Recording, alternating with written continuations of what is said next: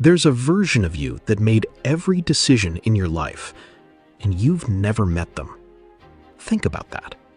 Every instinct you trust, the way you love, the way you panic, the way you walk into a room and instantly become someone. You didn't build that. It was already there, installed before you took your first breath. You think you're the author of your personality, but what if you're just the reader?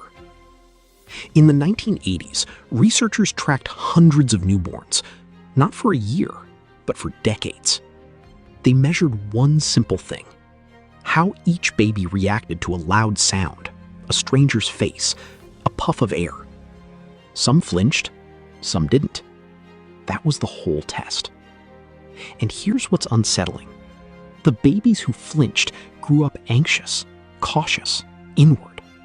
The calm ones grew up bold and unbothered.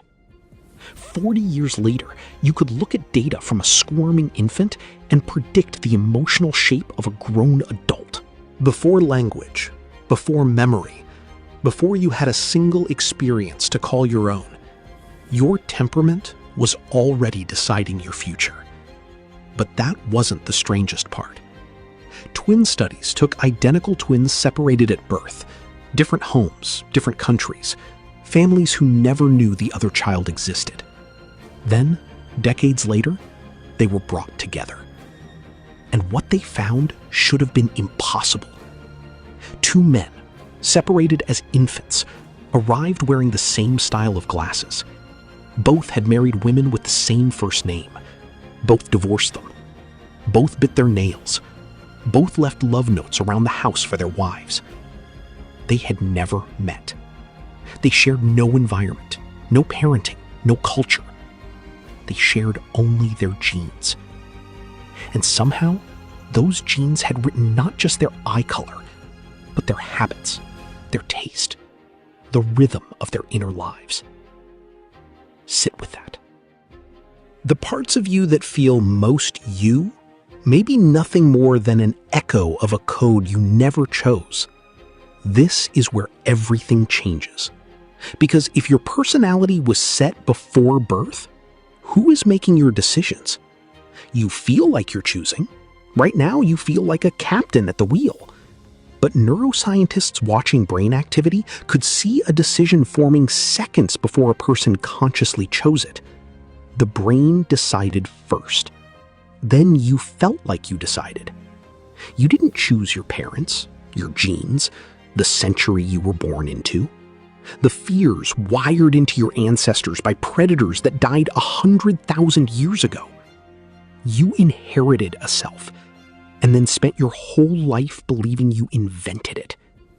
But wait, there's a twist inside the twist. Because some of the anxious babies didn't become anxious adults. Some of them broke the prediction. What made the difference? Not willpower, something quieter. The frightened children who were gently, patiently exposed to what scared them, who had someone refuse to let their fear become a prison, they rewired. The blueprint was real, but the blueprint was not the building. And this is the truth at the center of all of it. You are two things at once. You are a script written before you arrived, and you are the only creature alive who can read that script and choose to defy it. A wolf can't stop being a wolf. A river can't flow uphill. But you can look at your own nature and say, not this time. That tiny space between the impulse and the action, that is where you actually live. That is the only place you were ever truly free. So yes, your personality was chosen before you were born. The first chapter was written without you. But you're holding the book now. And the terrifying, exhilarating truth is this: nobody is coming to finish the story. Only you can turn the page.